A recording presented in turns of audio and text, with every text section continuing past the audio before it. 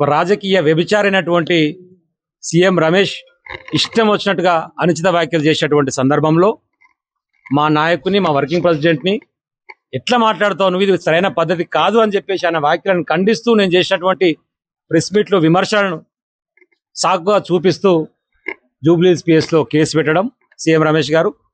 ఆ క్రమంలో జూబ్లీస్ పిఎస్లో ఎఫ్ఐఆర్ నమోదు చేసి 35B BNS కింద నాకు ఈరోజు నోటీసులు ఇచ్చి విచారణకు హాజరు కావాల్సిందిగా వారు రమ్మన్నారు. సరే, భారతీయ చట్టాల మీద గౌరవంతో 10 సంవత్సరాలు తుంగతుర్తి నియోజకవర్గ ప్రజల ఆశీర్వాదంతో శాసనసభ్యులుగా చట్టసభలో పనిచేసినటువంటి వ్యక్తిగా చట్టాలను గౌరవించాల్సినటువంటి బాధ్యత ఒక భారతీయ పౌరునిగా నా మీద ఉంది కాబట్టి 100% వారికి సహకరించడానికి సిద్ధంగా ఉండి ఈరోజు జూబ్లీస్ పిఎస్ పోవడం కోసం బయలుదేరుతా ఉన్నాం. అక్కడ విచారణ జరిగిన తర్వాత మళ్ళీ ఈ అంశానికి సంబంధించి ఏం జరగబోతా ఉంది, ఏం చేయబోతా ఉంది అనేటువంటి విషయంలో మేము మాట్లాడడం జరుగుతుంది.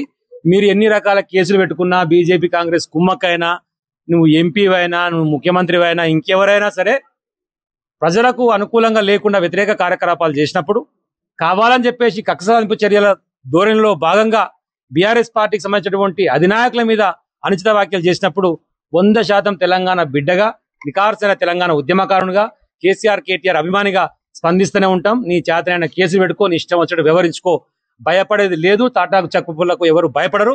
తెలంగాణ ఉద్యమంలో 172 కేసులు పెట్టుకొని 6 నెలలు జైలు పోయి కొట్లాడినటువంటి బిడ్డలం కాబట్టి దేనికైనా తెగించి సిద్ధంగా ఉన్నామనేటువంటి విషయాన్ని మరొకసారి గుర్తు చేస్తున్నాం. ఇప్పటికే